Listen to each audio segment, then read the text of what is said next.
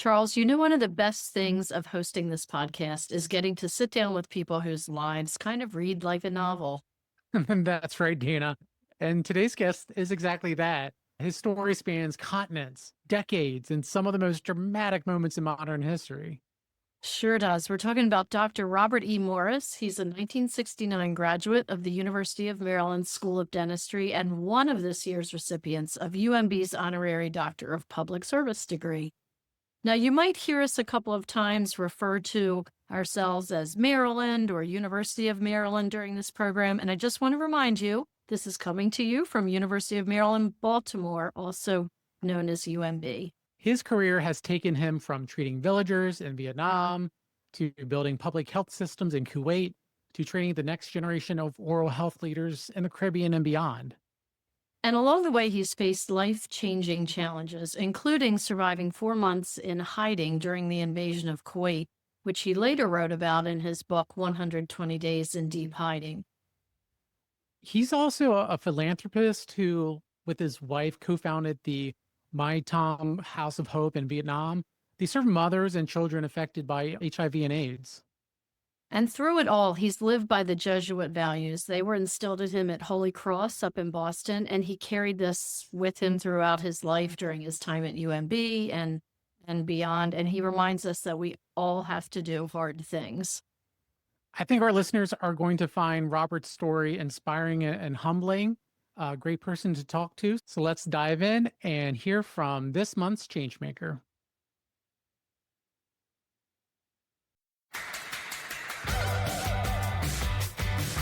You're listening to the heartbeat of the University of Maryland, Baltimore, the UMB Pulse.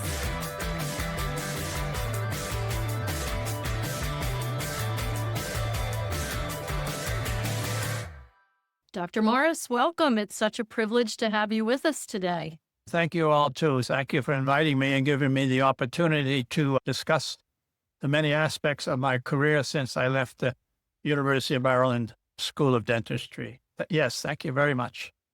Well, let's start at the beginning, shall we? Where did you mentioned the dental school, where did you go to college, and how did those early experiences shape your philosophy of service? I went to College of the Holy Cross, that's in Worcester, Massachusetts. It's a Jesuit school, Catholic, of course. And they have a particular philosophy, which we can discuss. It's to be in service to others, shall we say, loosely translated, in order to be in service to God. So they didn't talk about that much way back when I graduated. It became much more prevalent in the 2000, let's say, with the new worldwide director. He thought the Jesuit should think that way. And so it's pushed very hard nowadays, but I absorbed it and I use it now in my life. And what a great motto to live by. You mentioned Holy Cross. Following Holy Cross, what was your degree there? And then how did you wind up at University of Maryland, Baltimore? Well, my degree was in classics pre-med. So that's Latin and Greek and pre-med. I avoided math because they told me I was stupid. But I was originally in a German track. Which leads into my career. I kind of looked at travel and diplomacy early on. It was a period of JFK. It was a heady time in our lives. JFK was from Boston, of course. I'm from Boston. And I thought that's the way I could be of service. It would be language and diplomacy abroad. I always thought about that. But it didn't work out that way. I changed into what they call classics pre-med. And that led me to the University of Maryland Dental School for different reasons. But I knew it was a good school. I also knew that it wouldn't bankrupt my parents. We had a big family. Dental school and the private schools like Tufts and Harvard were prohibitive as they are now.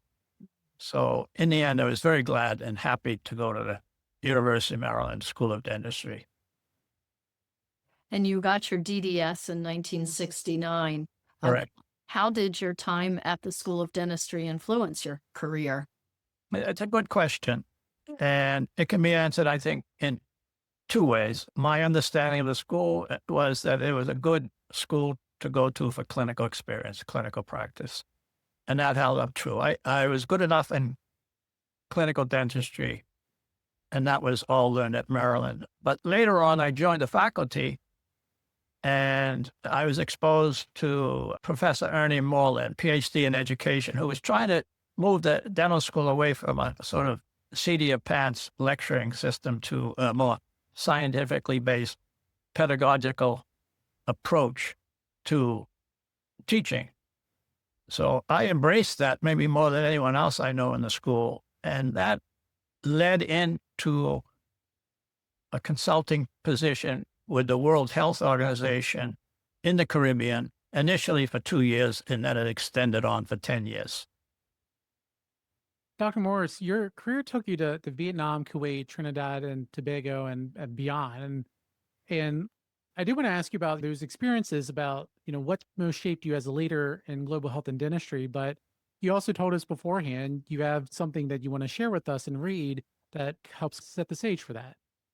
Yes, it will help set the stage. So thinking of my career, I like to quote New England's favorite poet, Robert Frost. And he wrote the poem, The Road Not Taken. Beautiful poem. And here's a little short excerpt. I should be telling this with a sigh, somewhere ages and ages hence. Two roads diverged in the woods, and I took the one less traveled by. And that has made all the difference. So I think that leads into my career trajectory. Absolutely. So tell us a little bit about that road less traveled for you. Thinking about the places you've been and the things that you've experienced, what has shaped you? I mean, there obviously is probably more than one area, one instance, but what are some things that helped shape you as a leader by traveling across the world? Well, initially, I left Maryland with my degree, and it was a high time in the war in Vietnam. And I had two choices, either try to get an internship or a residency. I wasn't ready for more study, or go into the military service because you'd be drafted if you didn't. You couldn't get out of it. Some people did, and never mind. And so I picked to go in the United States Navy. The United States Navy serves the United States Marines. And shortly after I was out of dental school, I was in a jungle in Vietnam. And that was a shock in itself. But there was an idea or a concept to embrace the native people, the local people, to convert their minds and hearts to democracy. And so I took that upon myself to treat the local people in small villages in the central highlands of Vietnam, which is around the Da Nang area, west of Da Nang, the central highlands. And it was particularly interesting because most of my patients were young children. So I appreciated it. It was a pleasure to say for me, but at the same time, it continued in my life. And my last, let's say, career activity has brought me back to Vietnam. And those intervening years, a lot of my work was with children. That was one of the things that influenced me. What within that experience led you to really kind of commit yourself to international service? Yeah. But again, I started out in my mind when I was young that I would like to travel and maybe get into, let's say, the diplomatic corps. That didn't happen. And then I found out I could be in the World Health Organization and at the same time be a diplomat. We did have diplomatic passports. And that is very difficult to stay with them. And so when my 10 years came up, they said, that's as long as you can stay. And I had to rethink how to continue what I was doing. And the way to do that, the way to continue, is I then went to the Harvard School of Public Health and got a degree in public health. So when I was at Maryland and when I was in Trinidad, the first project in Trinidad is mostly on an educational basis, training and educational advisors. When I went to Harvard, I then got my degree in public health and I switched to international health policy and planning. And that would free me up in a way from education, which I was in too long at that point. And that allowed me to continue my activities, where at the time, the Ministry of Health in Kuwait was searching for someone to run a program in Kuwait. And through my connections, I was able to get that job, bring my family to Kuwait.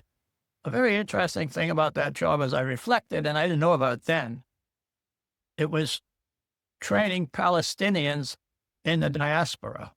So all my clients in this training program, which is to bring these Palestinians up to an international level of skills, because in those days, they could only go to questionable schools such as in Afghanistan, Pakistan, etc., Bulgaria. And the Kuwaitis would not accept them. They were residents, but they wouldn't accept them into the government service unless they were upgraded. So that was the idea, upgrade them. And that went on only for 3 years because the war in Kuwait hit. And so the project, the building, the people all disappeared. And in truth, I've never seen those people ever again. I was just thinking about that today. I don't know where they are. I don't know if they're in Gaza. I have no idea where they are. But it's interesting. That was part of my career. Right. And we'll dive deeper into that experience with Kuwait because it's a very fascinating time in your life. But I want to kind of jump back a little bit. You often describe a phone call in the South American jungle as an epiphany moment. What happened with that phone call and how did it change your direction? Yeah, I was thinking about that and I rethink it as I was getting ready for this. There were certain things said to me over the years that made an impression on me. Sometimes people ask you, who was your mentor? I kind of say, I don't have a mentor. I just was doing what I was doing. There was one person who affected me, and he was a red-faced South Boston Irishman by the name of John Golden. He was a Jesuit, studied at Holy Cross, entered the U.S. Navy during World War II, was a chaplain in the Pacific, and then he went on to be a missionary in Jamaica. Then he went on to Fairfield to teach philosophy or theology. But he was my uncle, and I thought he was the Renaissance man, with that experience. And I said, someday I'll do something like him. But again, not too late in my experience in Trinidad, we had a visit by the Director General of WHO, which is unusual because it was a small island. There were not too many consultants, but there were enough of us. And his name was Havdan Mala, and he came out of a missionary experience in China where he grew up, where his parents were missionaries, health missionaries. And he arguably was the best director in WHO. And he was the driving force for Health for All, 2000. Of course, we're well past that now. But he came and visited us, and he had us all around the table. And he said that just remember that you're just trying to make a more socially decent society. And I thought that was always words to live by. If you just try to do that, you might be okay. But then in Guyana, I got this strange call from a Jesuit. The Jesuits have influenced me. They influenced my thought. And it was from Peter Madonsa, a Jesuit in Pune, India, had studied at Boston College theology, friend of my mother's. My mother had died at that point. He called me out of the blue, which was extraordinary because I was in the jungle. I don't even know how the phone was working or how the connection was made. And we chit-chatted, made a little social talk. And finally he said to me, "What are you doing for God today?" And that really irritated me because I was in the middle of the jungle sweating with rats around my feet. And I said, "I'm working." So I cogitated over that for a fair amount of time. And then I decided that is what I would do from my experience. I would just work in order to be in service to others, to be in service to God. And that's the Jesuit motto. In Latin, Ad Majorem Dei Gloriam.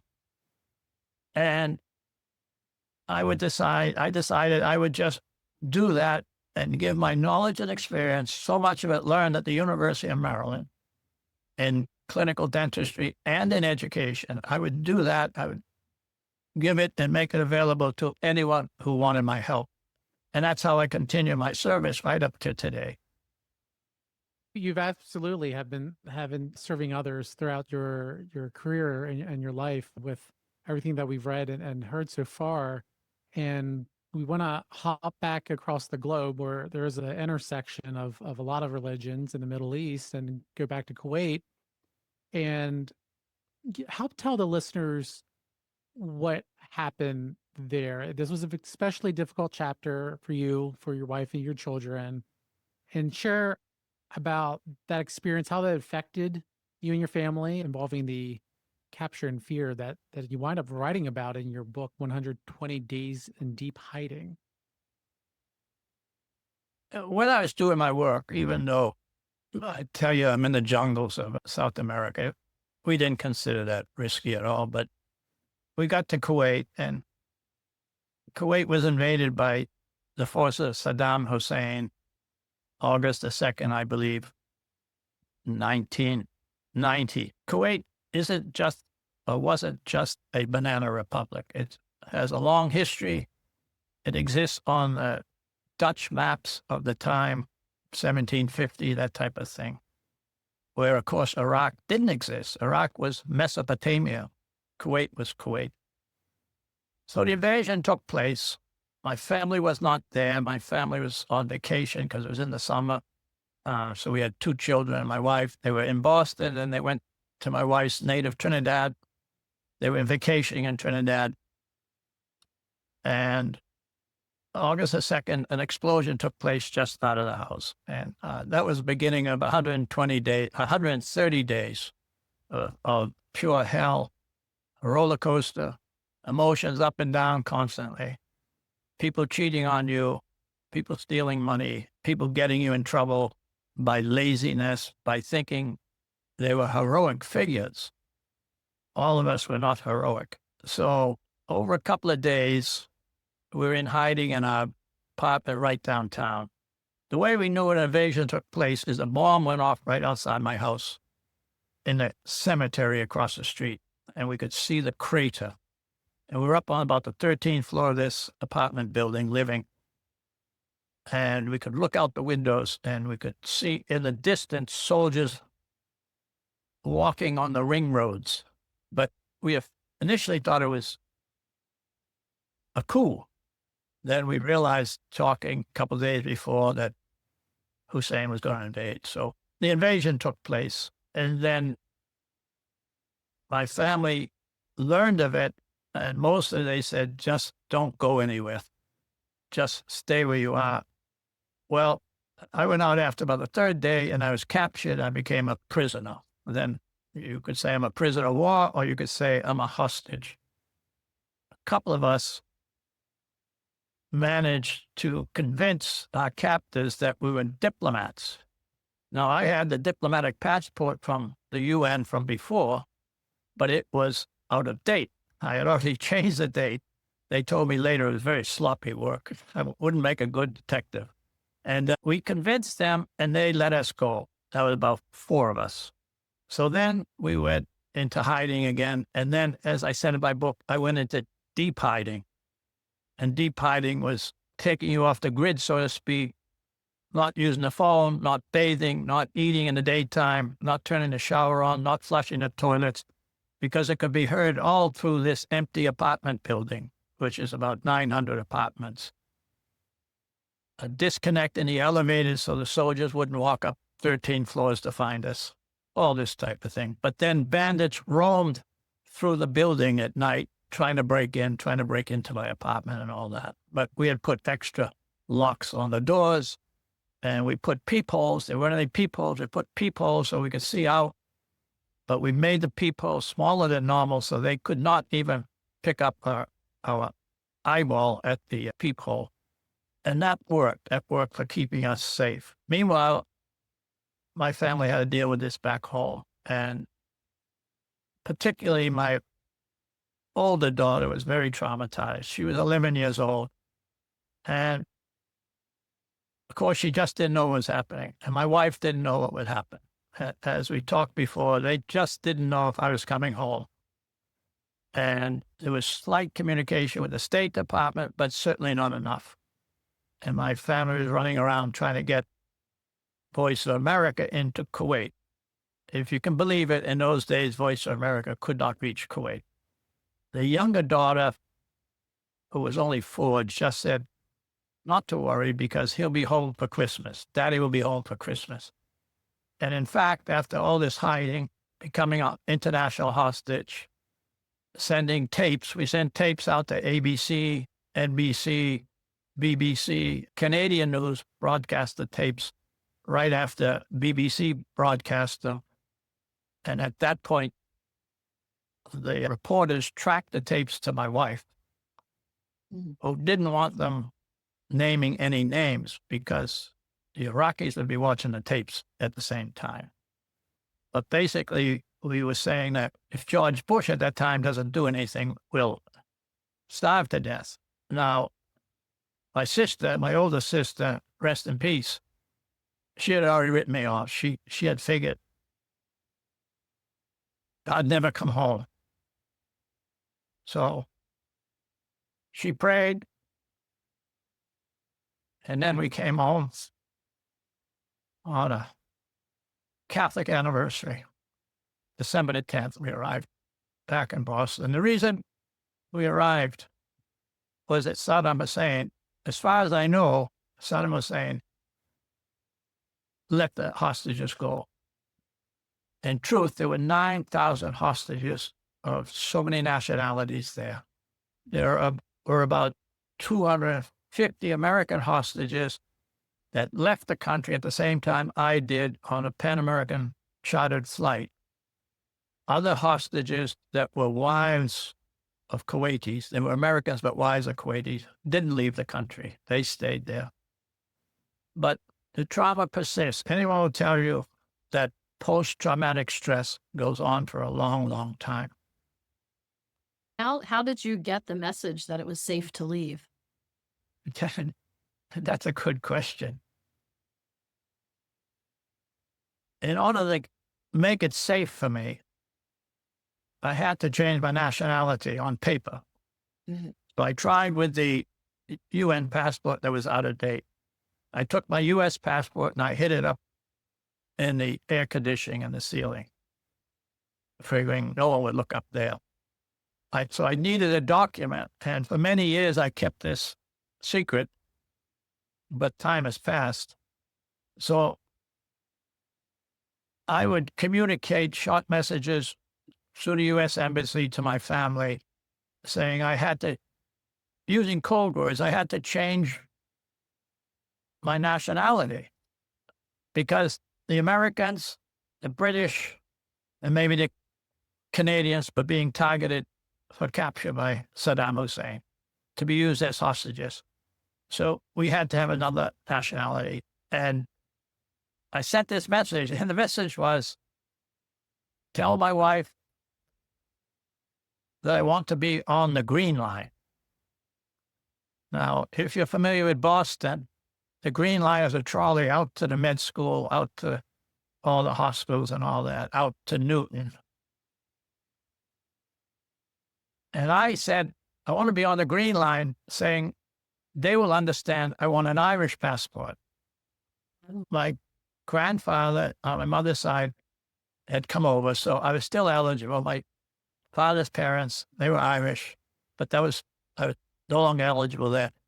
And I had been trying for years to get the passport just to have it in my pocket. And I could never prove that my grandfather was Irish, but everyone knew it and couldn't prove it. A long history there. And I said, I got to have a document. And so my brother-in-law understood the code word, the Green Line. He says he wants an Irish document. He wants an Irish passport in his pocket. So, as I said, this has not been spread wide and far. It's not in the books. So they approached the former Senator John Kerry from Massachusetts. And he did it. He went to the Irish ambassador in Washington and said, you got to give the man a passport. Well, And so a few weeks later, I think it was in November, this Irishman arrives at my door. He had been pre-announced, he had been pre-checked, etc. So he's probably Irish Secret Service. His name was Seamus, for lack of a better word. And the first thing he asked me, because I have a famous middle name, is your name really Robert Emmet? And Robert Emmet is a famous hero in the Irish resistance, heroic.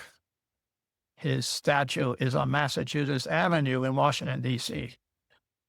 And he said, well, if your name is Robert Emmett, you have to be Irish. And so he gave me the document. Now, it wasn't actually a passport. It's a laissez-passer in French, laissez-passer, the right to pass. But that made me more secure. So at that same point that we're receiving this, the Irish government now had taken over with people like me and said, you have to come to Baghdad.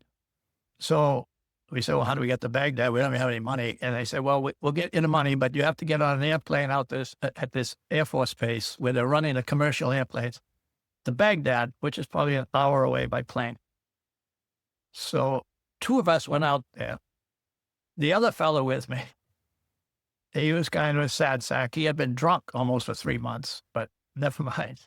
We go out together, we act normal, and we're about to get on the plane, and the secret police called me over. And I didn't know what was going to happen.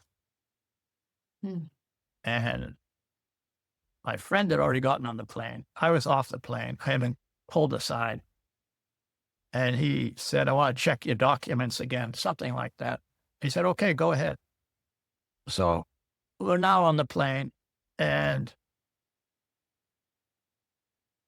we get to Baghdad, and a week or 2 passes, and we come up to early December or whatever. And just out of the blue, we didn't know what we were going to do. We knew the invasion was going to take place by the U.S., and we didn't want to be in Baghdad. We wanted to be back in Kuwait, think it would be safer. And just out of the blue, it came over maybe on BBC that Saddam Hussein said everyone is free. And when he said that, there were about 9,000 hostages in the country from all kinds of nationalities. A lot of them, if you will, maids and servants and road workers that went there to make a living, to send their money back home to the Philippines or to India, etc. So that was it. A lot of things went on between the time that was announced and we got on the plane. When we got on the plane, it was an Iraqi Airways plane to Frankfurt, Germany, and it came within about 3 seconds of crashing at the airport as we landed. It's a long story. It's in the book. The pilot from British Airways who landed in Kuwait in the middle of the war, a lawsuit has just been settled on that a couple months ago. He was sitting in front of me on the plane. So he was a 747 pilot. The plane was a 747. And he said that was the time between, it was obvious we were crashing to going back up because he came across the runway sideways. It took about 7 seconds with this horrendous roar of the jets trying to get the plane up. And the pilot said to me that was the longest 7 seconds in his life. And he was a 747 pilot.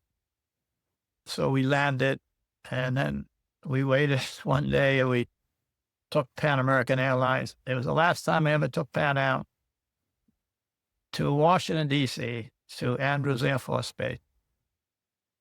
And that is kind of the story.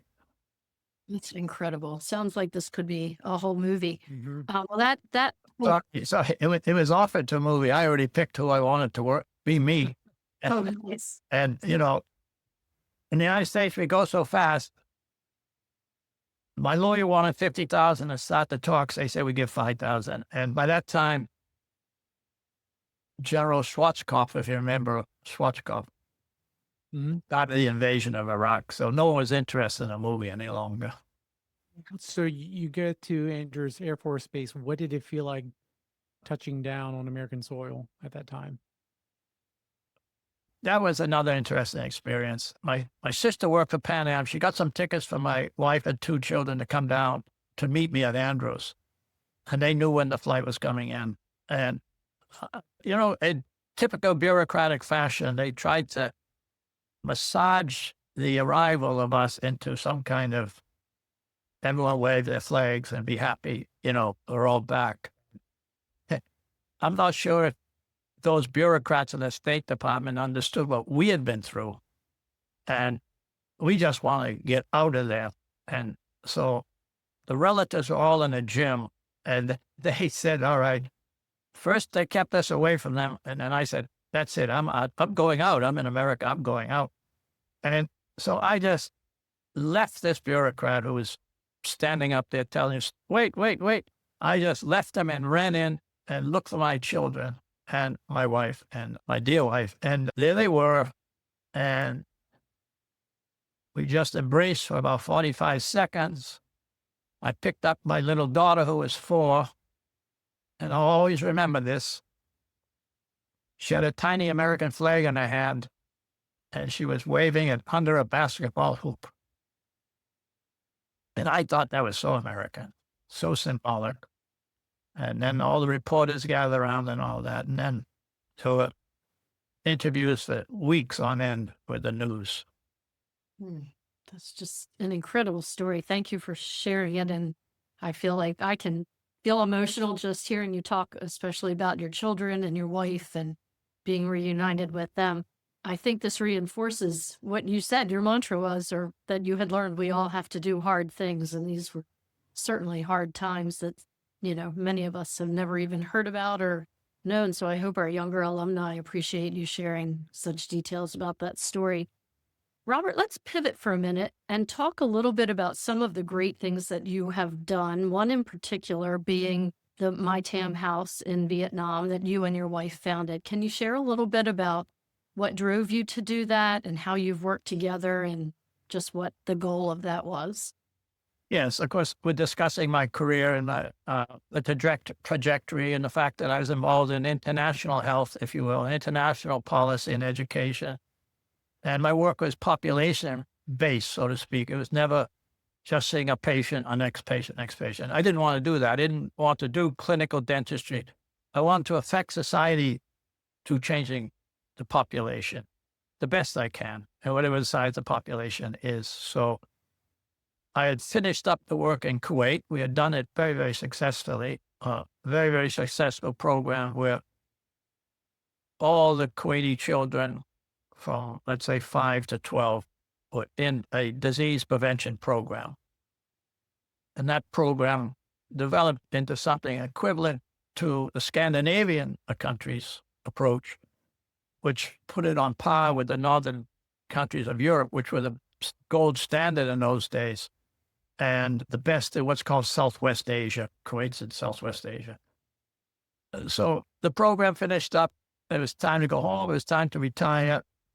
My daughter was still young, the younger one, and my dear wife, Jill, who made this journey with me, she said, we got to educate her. We got to get her into high school and all that, and we got to move her on. And I don't think it's time to be traipsing around the world. So I just accepted. And I said, well, I'm at retirement age. Let's do something else, and we'll take care of our daughter. And so somewhere at that point, about 2 years later, again, I always had an affinity for Vietnam and the people I met there. I never considered them my enemy. I liked them. They caused me problems, of course, and it's in my book, but I liked them. They didn't hate me. I didn't hate them. So I thought I could get back there and bring some of my public health expertise through a project I would develop rather than some other people would develop. And at that point, I had been communicating with a Jesuit at Boston College. He was at Georgetown too, Giulio Giulietti. He's now in Myanmar as an educational missionary.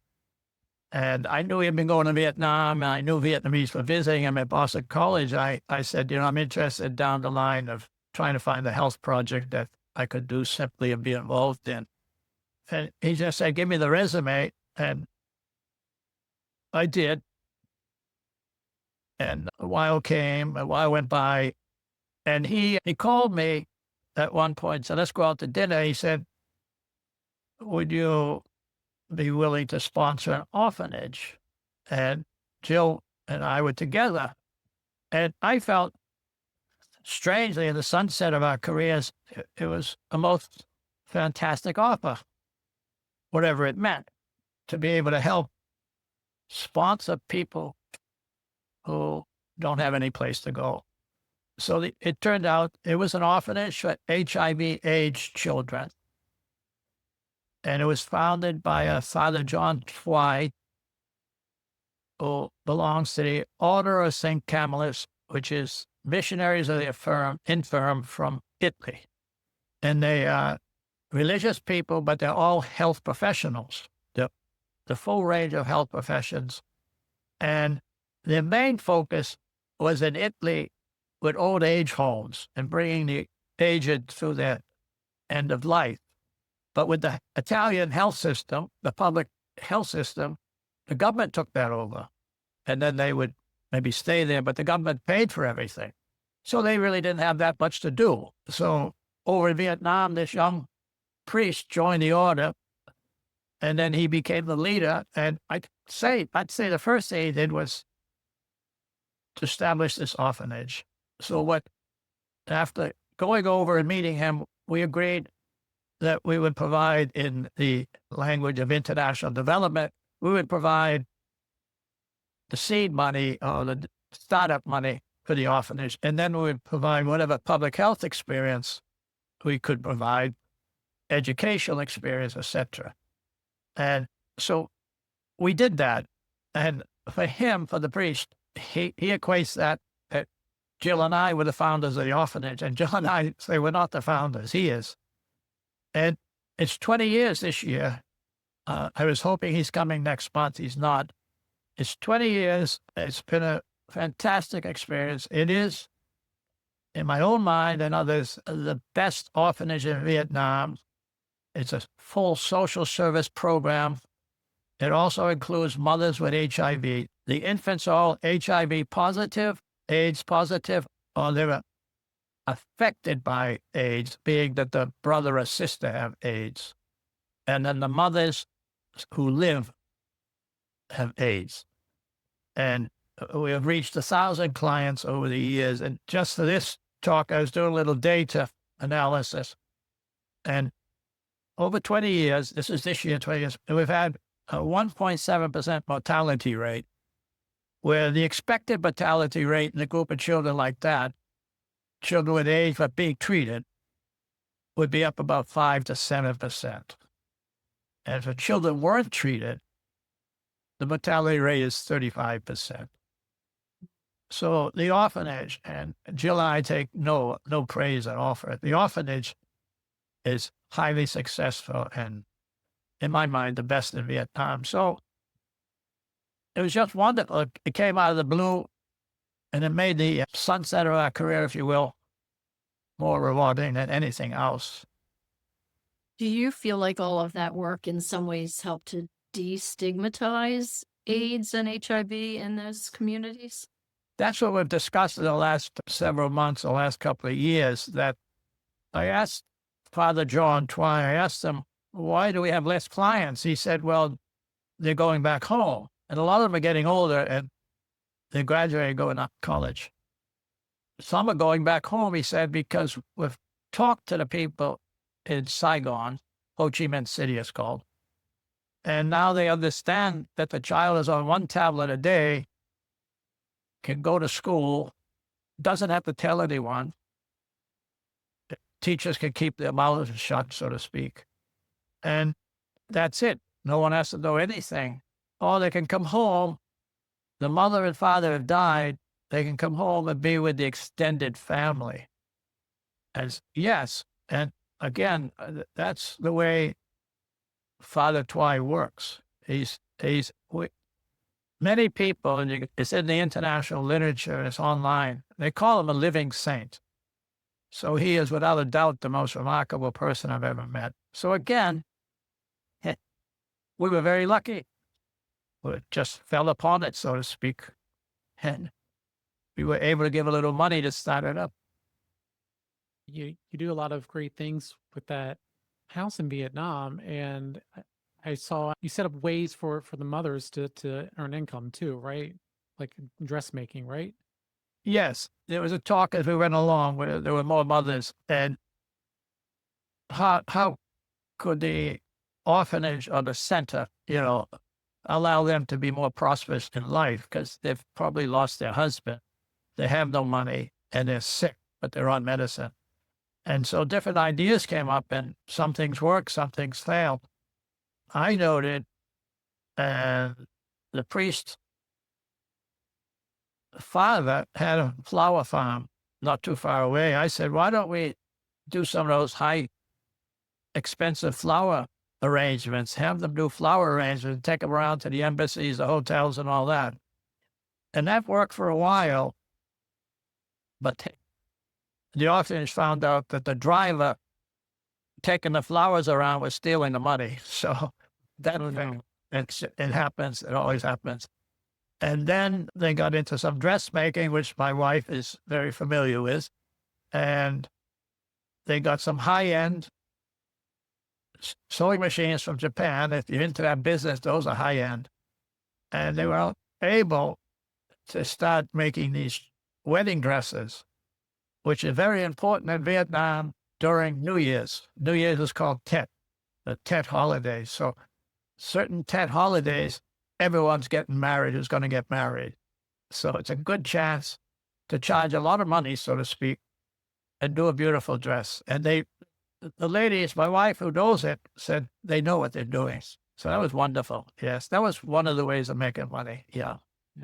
That's fantastic. We've only dived into a sliver of your career between all the triumphs and challenges and dangers that we've heard about. As you think about talking to the next generation of healthcare and public service leaders, especially maybe those in dentistry, who've seen what you've done, that your career as a dentist doesn't have to be confined to a chair and an office. It can be anywhere and you can do anything. So like, what message do you want to leave with these young professionals and these students in dental school? Well, I talked to the dean, Mark Reynolds. I talked to him about this when I received this honorary doctorate. I kind of said, well, why me? And, he said, well, because you've shown that the field of dentistry is extraordinarily broad, if you will. It doesn't mean you have to sit in a private office or work with two other people. You can look into many areas, and I think the dentists are doing that. I think they're not so much looking at what they can do abroad, but I would say that's not necessarily their fault. What I did, very few other people did. There were 2 or 3 of us out there for their whole careers, so to speak, that I ever met. And mostly they were with the group I'm working. And there might have been 1 or 2 other people, but I continued it. And so it's not an easy thing to advise people to do. But I think when I look at what the University of Maryland is doing, is trying to extend itself internationally. I praise that. And I asked Mark Reynolds, I said, I agree with what you're doing, and who's pushing it? And he said he is. And so, so maybe the students, between what they see me doing and what the school and the university is pushing, an international approach, they'll look at that and realize there's a lot more than just staying, let's say, in Maryland or staying in Texas, all that. We talked a little bit, I don't want to slip by, but how the school helped me on my first job, which was to go to Trinidad to develop this dental nursing school, this dental nursing concept. It was well known in the British colonies, and it was in New Zealand. It was founded in New Zealand maybe 1916. So we applied that program in Trinidad, and last year we had our 48th anniversary. So that program provided new healthcare professionals that could treat children after 2 years of training in 13 countries of the Caribbean and Central America. And last year we had the 48th reunion of the group, or the groups. And I would say, with due respect, that the UN doesn't have any other project that's lasted 48 years. So that was a success. Now it's winding down because people change opinions. New professionals come in. New ministers come into the health ministry. Why we spend the money there? And you have to have very strong advocates. So in most of the countries, it's slowing down, but it's still going in Trinidad. Yeah, you're right. UMB still to this day does a lot with international education and providing students with opportunities abroad. So Actually, want to give a quick plug. The School of Social Work recently launched a podcast called Social Work is Everywhere, and you'll hear stories about all the different international research and education going on there. So get out and see the world and do your thing. Essentially, UMB will provide a way for that. Yeah, I did. I read about that, and I was impressed. I'm very impressed with the University of Maryland, Baltimore. When I do read it, the outreach that's going on. Yeah, either locally or at a long distance. Yeah. Well, and also quite impressive. You've done all of these things in your life, and you also continue to learn. You're a lifelong learner, and I believe you told me you just recently got a postgraduate diploma in, was it Irish studies? Yes. Yeah, that's right. So You still find time to do these things. I should have done it during COVID, but it wasn't there. So what happened was that my relatives are from Ireland, my ancestors, I should say, and they came over, some of them just before the Irish famine, and some came over after the Irish famine. But the ones that came over, and Ireland has a long history and a long reputation. They came over, and I say this with respect. They were refugees in the country, if you will, immigrants, and they all became doctors or pharmacists after leaving Ireland. We just couldn't figure that out. How did they get into Harvard in 1850 as Irish Catholics? How did they ever do that? And I wanted to find out more about Ireland and more about my history because it's difficult to find. A lot of the documents are lost. And so I was looking for a course, and I couldn't get it in Boston, and they were all too expensive. They were the full rate, and you had to take a master's or a PhD. I said, I don't want to pay full rates anymore to have fun. And this course came up at the University of Galway, which was then the National University of Galway. Now it's the University of Galway. And the fees were very reasonable, and they would be all online, a little bit of a challenge. It would be 2 years. It'd be equivalent to a master. And it would be in Irish studies, and it would be a survey course. And it was fantastic. In retrospect, it was wonderful. I enjoyed it so much. Again, what you said is part of lifelong learning. You have to be prepared to do it because I was writing papers every week for two years. And my wife, and I was playing Irish music too at the same time. My wife was very upset, although it's awfully beautiful. And so I got the degree, and unfortunately, tragedy hit the family. My sister died, but I had to get the diploma, so I couldn't go get it. I wanted to go get it because I could go get a Guinness at the same time, Right. And I'm always famous for drinking. I couldn't get it, so I told them I can't come. And I said, I just want to know one thing. Am I the oldest one in the class? They said, indeed, you are the oldest one in the class. So they said they want you to write an article about why you did this. And I think I told you the title was Chasing Knowledge at the Age of 81. And I'm waiting for them to publish that. That's wonderful. You are so inspirational, and I really just appreciate hearing all of your stories and your wealth of knowledge, and I look forward to getting your book. I did want to, before we sign off, Robert, thank you again for being with us today and sharing your wisdom with the world. Tell us, how can we get a copy? You have 2 books out there, and how can we get a copy if we're interested? First, thank you so much for inviting me. I hope that somehow the students, the new students there, get a chance to think about some of these activities, and that what I did can be an inspiration of sorts to them, to the students. I was hoping that at the graduation that would have more conversations. The book, you either write to Amazon or through Amazon for the book called The Life of My Choice. And that is about what we're talking about. I made these choices in life, and in the end, I'm satisfied. So it's a biography from the beginning. And the second book is about the invasion of Kuwait and being a hostage. And you and I talked about this. What does the word hostage mean? And people would say, well, no one had a gun on you all the time. They only had a gun on you for 4 days or 3 days. No one had a gun on you. But a hostage in international terms is someone who is not allowed to leave the place they're stuck in. So all these people in Kuwait were international hostages according to international law. So that book, 120 Days in Deep Hiding, How to Outwitting the Iraqi Army, that is published by Ex Libris. That's Ex Libris, no EX, exlibris.com. So you order directly from them. You just go online. You Google these, if you should find them. I hope you do buy them. They're good. They should have been a movie once, but they're not. Well, Certainly would have been a good one. great. Fantastic. I'm glad you could share your story with us. And thank you for joining us on the UMB Pulse. Thank you so much. I really appreciate it.